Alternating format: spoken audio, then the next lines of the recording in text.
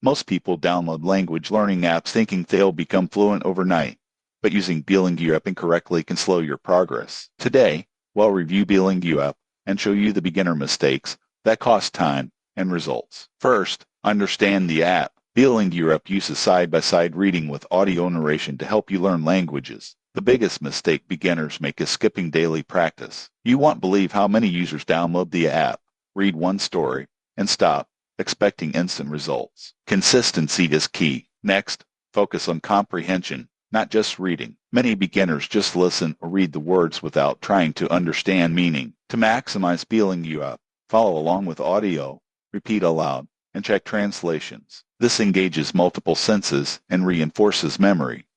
Another mistake is ignoring the app's features. Beelinguapp offers quizzes, vocabulary highlights, and different difficulty levels. Beginners often stick to one story without exploring quizzes or tracking progress, which slows learning. Use all tools to enhance comprehension.